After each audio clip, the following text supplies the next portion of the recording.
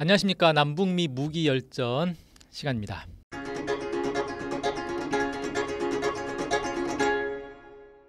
네, 질문이 또 올라왔습니다. 미사일 발사 방식에는 사일로 발사도 있는데 ICBM 미사일처럼 큰 발사체는 사일로 미사일 발사로 발사를 못하는 것일까요? 라는 질문이 올라왔는데요. 사일로라는 게 원래 사일로는 이제 원통형 큰 무슨 곡물 저장고 뭐 이런 뜻이긴 한데, 이 미사일 같은 경우는 이 미사일 발사 저장소에서 발사를 하는 그런 방식을 얘기하는 거예요. 근데 그게 보통 지하에 있죠. 그래서 지하에서 미사일을 이렇게 발사대에 갖춰놓고 지하에서 발사하는 방식을 의미하는 겁니다. ICBM도 그런 게 가능하냐라고 하셨는데 당연히 가능하고요. 최초의 ICBM들은 대체로 그런 식으로 많이 발사를 했습니다. 그러니까 차량 이동식 ICBM을 개발하기 전까지는 당연히 사일로에서 발사하는 게 기본이었죠. 그리고 미국의 ICBM인 미니트맨 3도 지금 전부 사일로에서 발사하는 방식으로 그렇게 저장이 돼 있습니다. 그러니까 이게 사일로가 ICBM 저장소 겸 발사대인 거예요. 거기에 저장이 돼 있고 유사시에 거기서 바로 발사를 할 수 있고 이렇게 되어 있습니다. 나중에 ICBM 그 미니트맨 3 얘기하면서 또 언급이 되겠네요. 답변이 되셨나 모르겠습니다. 네, 이런 식으로 또 댓글로 많이 질문 주시면 바로바로 답변을 드리겠습니다.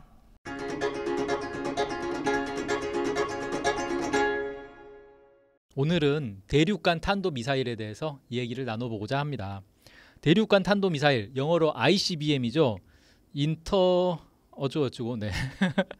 이 I가 이제 간이란 뜻이고 C가 대륙이란 뜻이죠. 대륙간, B가 이제 발러스틱, 탄도 미사일은 뭐 M이고. 그래서 ICBM 하면 대륙간 탄도 미사일이란 뜻이에요. 보통 사거리가 5,500km 이상인 탄도 미사일을 대륙간 탄도 미사일로 분류합니다. 그래서 경우에 따라서 뭐 장거리 미사일이라고 하기도 하고 뭐 같은 말이에요. 거의 비슷한 얘기다라고 보면 돼요. 원래 서로 다른 대륙에 있는 나라를 공격하기 위해서, 그러니까 어디에요? 미국과 소련이죠. 미국과 소련이, 소련은 유라시아 대륙에 있고 미국은 아메리카 대륙에 있으니까 서로 다른 대륙으로 날아가는 미사일이다, 이런 뜻에서 대륙간 탄도 미사일이라고 이름을 붙인 거예요. 이렇게 이제 개발이 된 거다. 그래서 처음에 미국과 소련이 이 미사일을 개발을 한 거죠. 현재 대륙간 탄도 미사일을 운영하는 나라가 미국, 러시아 말고 중국, 인도, 프랑스, 영국, 이스라엘, 북한 이렇게 있습니다. 그러니까 몇 개 안 되죠. 미국, 러시아, 중국, 인도, 프랑스, 영국, 이스라엘, 북한 8개 나라만 대륙간 탄도 미사일을 운용합니다. 그런데 이 중에서 프랑스하고 영국은 지상에서 발사하는 대륙간 탄도 미사일이 없어요. 100% 잠수함에서 발사하는, 그러니까 핵잠수함이죠. 핵잠수함에서 발사하는 대륙간 탄도 미사일만 운용을 합니다. 그러니까 지상 발사 대륙간 탄도 미사일은 또 2개가 더 줄어드는 거예요. 오늘은 지상 발사 대륙간 탄도 미사일만 다루려고 합니다. 자, 대륙간 탄도 미사일은 매우 먼 거리를 날아가야 되잖아요. 그러니까 일단 어때요? 연료를 많이 실어야 되겠죠. 연료만 많이 실으면 됩니까? 로켓이니까 산화제도 많이 실어야 되잖아요. 그러니까 연료와 산화제 양이 늘어나니까 어떻게 되죠? 미사일의 무게가 늘어날 거 아니에요. 무거운 걸 날려야 되니까 로켓 엔진 힘도 좋아야 돼요. 그래서 로켓 엔진도 무겁죠. 로켓 엔진 무거우니까 연료 산화제는 그만큼 더 많이 들어가고, 그래서 이게 어마어마하게 이제 커지는 거예요. 대륙간 탄도 미사일을 보면은 거의 뭐 빌딩 하나 수준이에요. 엄청나게 큽니다. 아예 이제 로켓 엔진을 여러 개를 묶어서 쓰기도 해요. 로켓 엔진 하나로는 힘이 딸리니까 뭐 그렇게 이제 만들기 때문에 미사일 중에서 가장 크고 무거운 미사일이 바로 대륙간 탄도 미사일이다, 이렇게 보면 됩니다. 그러니까 그렇게 큰 미사일을 날려 보내려면 로켓 엔진 기술, 그다음에 뭐 여러 가지 기술 면에서 고도의 과학 기술이 발달한 나라만 이걸 개발을 할 수가 있어요. 그리고 이걸 단순히 예를 들어서 다른 나라에서 대륙간 탄도 미사일을 수입했다. 물론 수입이 불가능합니다. 불가능하지만 만에 하나 어디서 입수를 했다 해도 똑같이 만들 수가 없어요.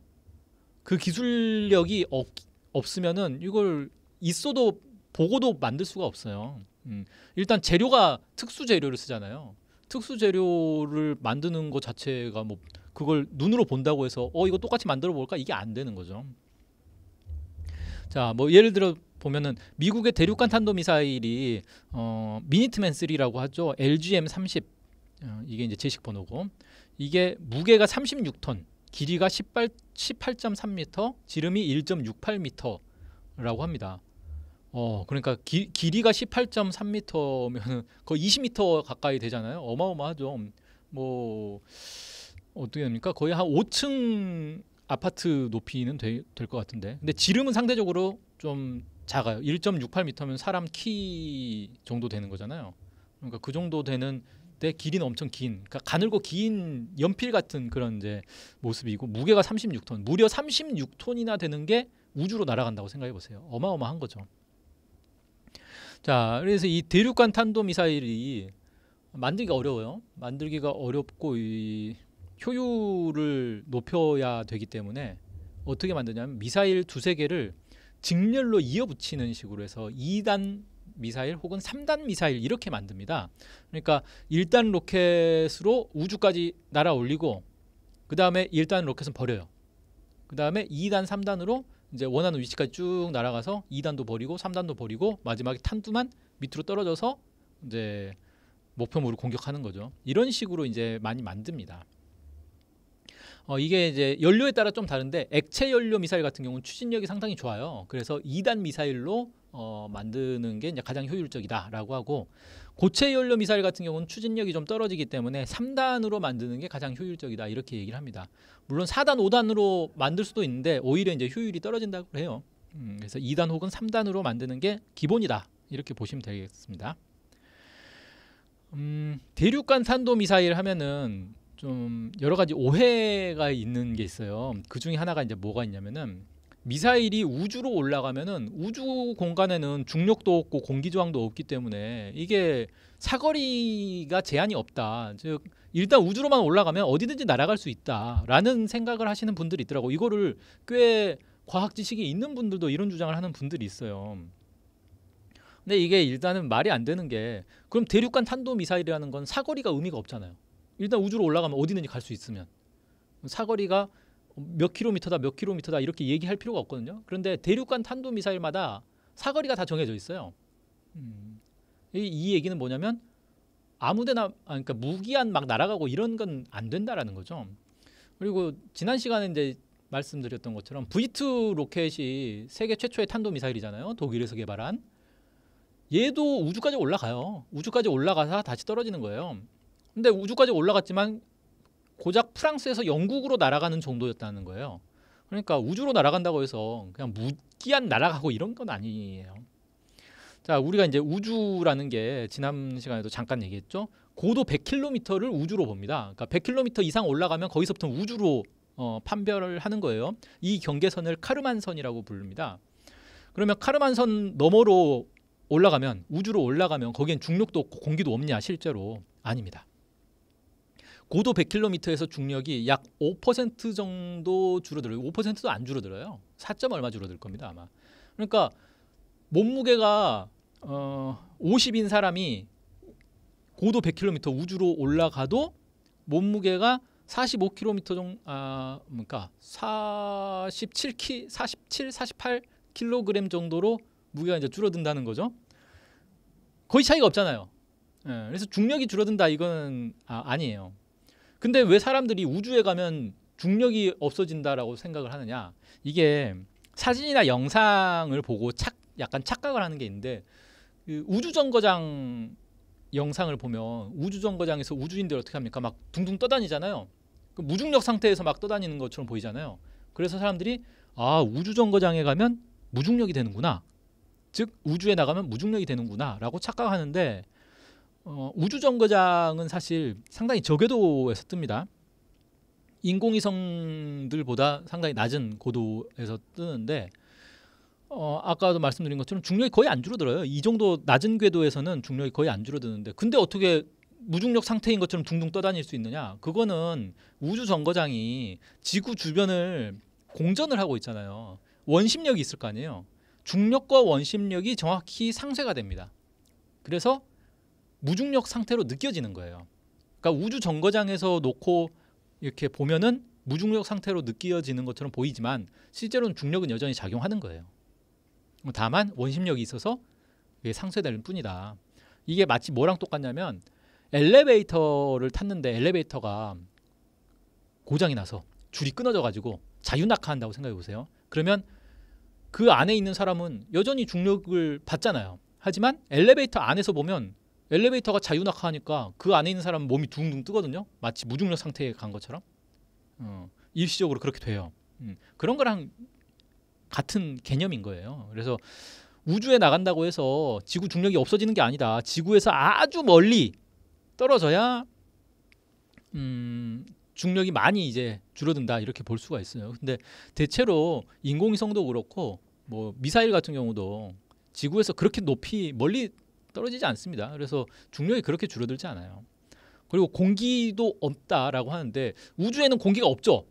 그런데 지구의 대기권이 고도가 어디까지 올라가냐면요, 1000km까지 올라갑니다.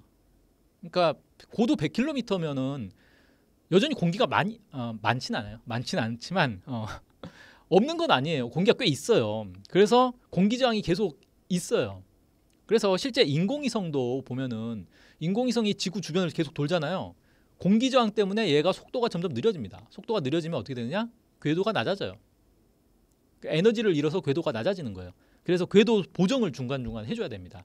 인공위성이 수명이 뭐 짧은 건 뭐 2년 이러기도 하고 인공위성 수명이 그렇게 생각보다 길지 않거든요. 그 이유가 뭐냐면은 인공위성 자체가 고장 나는 게 아니고 궤도가 낮아져 가지고 제 기능을 할 수가 없는 거예요. 원래 궤도에서 돌아야 이게 제 기능을 하는데, 그래서 인공위성 안에 이온 엔진이 탑재가 돼 있어요 보통. 그래서 궤도가 틀어지면 얘를 추진을 해가지고 다시 원래 궤도로 올라오도록 이렇게 보정을 중간중간 해줍니다. 근데 그것도 뭐 엔진 연료가 무한정 있는 건 아니잖아요. 한 2년 정도 보정하고 나면 더 이상 이제 엔진 연료가 다 떨어져가지고 더 이상 보정을 못해요. 그럼 궤도가 이제 점점 낮아져서 더 이상 기능을 하지 못하게 되죠. 그러다가 어떻게 됩니까? 더 낮아지면 결국은 그냥 지구 중력에 이끌려서 추락하게 되는 거죠. 보통은 그냥 자연적으로 추락하기 전에 의도적으로 그냥 궤도를 더 낮춰가지고 아예 추락을 시켜요. 왜 그러냐면 이게 자칫해가지고 대도시에 인공위성이 추락한다고 생각해 보세요. 이게 피해가 발생할 수 있거든요. 그래서 태평양 한가운데에 그냥 그 인공위성이 추락하도록 일부러 이 위치를 맞춰가지고 추락을 시킵니다.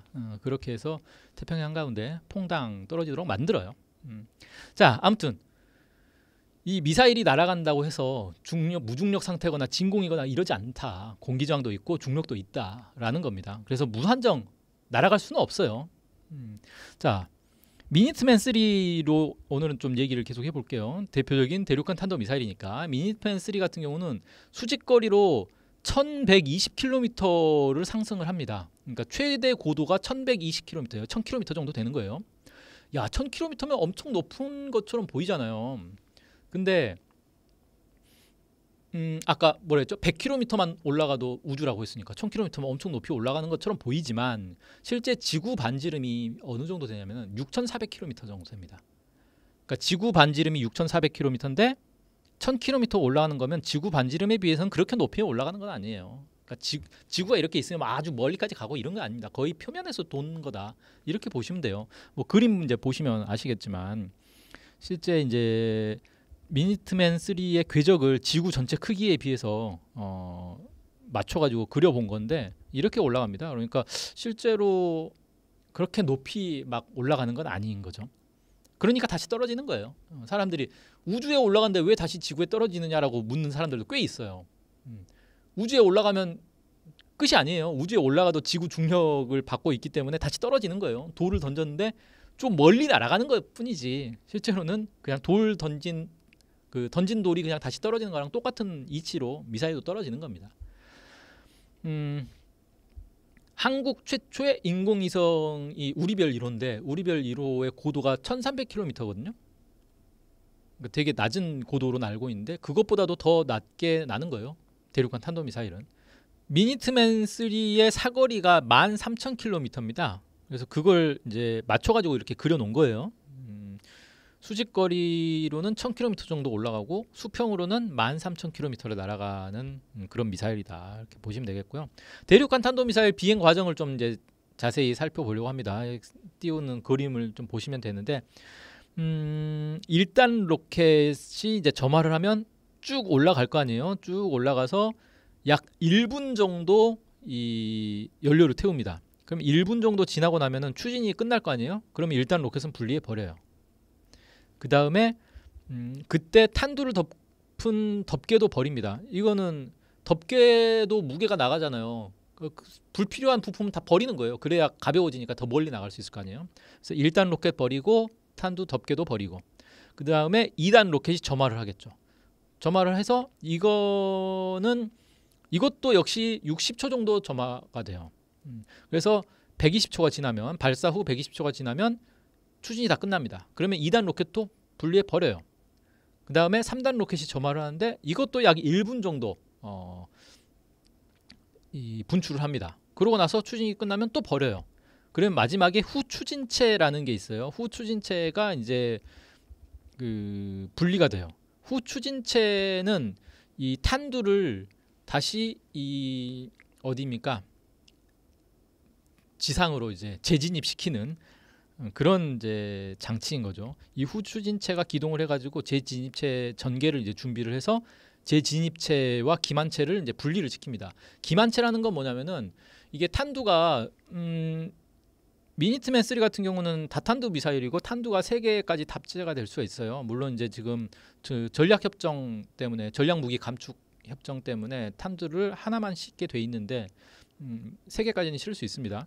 그러면 이게 대기권으로 이렇게 딱 돌입을 할 때 탄두 3개가 딱 분리가 되면 상대편에서 탄두 3개가 있다. 하나씩 요격하자 이렇게 될 거 아니에요. 그렇게 하면 안 되기 때문에 기만체라는 거, 그러니까 이게 탄두인지 아닌지 알 수 없는 그런 거를 같이 뿌리는 거예요. 그럼 이제 레이더상에서 볼 때 똑같은 게 여러 개가 나오는 거죠. 그럼 어느 게 진짜 탄두고 어느 게 기만체인지 구분이 안 됩니다. 그래서 이제 헷갈리게 만드는 거예요. 그런 것들이 같이 이제 실려 있습니다. 그래서 이 재진입체와 기만체가 대기권에 이제 진입을 하면서 이제 탄두에는 핵탄두가 들어있어요. 대륙간 탄도미사일 정도 멀리 날려보내는데 거기에 일반 재래식 탄두를 쓰지 않습니다. 당연히 핵탄두로 쓰는 거예요. 핵탄두가 이제 장전이 돼요. 쉽게 말해서 이제 폭발 준비를 하는 거죠. 그래서 목표한 상공에서 이제 빵 하고 이제 터지는 겁니다. 이런 식으로 되는데 이 전체 비행 시간이 30분 정도 돼요. 이 미니트맨 3가 그러니까 미국에서 러시아까지 날아가는 그런 미사일인 거죠. 30분 정도 날아가는데 실제 로켓 추진은 3분 정도밖에 안 하는 거예요. 1단, 2단, 3단이 1분씩 딱딱딱 추진을 하니까. 그러니까 쉽게 말해서 거의 초반에 발사를 시켜놓고 나머지는 관성으로 그냥 쭉 날아가는 거다. 이렇게 이제 알 수가 있죠. 그냥 관성으로 끝까지 쭉 날아가는 거고요. 이게 이제 대륙간 탄도미사일이다. 이렇게 보시면 되겠습니다. 예전에 윤석열이 그 대선 후보 시절에 대륙간 탄도미사일과 관련된 얘기를 한 게 있어가지고 2022년 2월 25일에 그런 얘기를 했어요. 대륙간 탄도미사일의 전략 핵탄두 규모를 폭발력을 조절해서 전술 핵처럼 쓸 수 있다. 뭐 이런 발언을 했어요. 근데 이게 이제 말이 안 되는 게 첫째는 전략 핵탄두의 폭발력은 상당히 큽니다. 뭐 메가톤급이에요. 근데 전술 핵 수준으로 이렇게 조절을 할 수 있냐? 이게 핵탄두도 폭발력을 임의로 조절을 할 수는 있긴 있어요. 그래서 뭐 1단, 2단, 3단 뭐 이런 식으로 조절을 할 수 있는데 전술 핵 수준으로 이렇게 크게 줄일 수는 없습니다. 그렇게 불가능해요. 그래서 이건 일단 말이 안 되는 거고 전략 핵탄두를 전술 핵으로 이렇게 조절할 수 있다. 이건 말이 안 되는 거고 둘째는 그렇게 전술 핵으로 만들 수 있다 하더라도 그걸 대륙간 탄도미사일로 쏘는 거는 군사 상식에 맞지 않아요.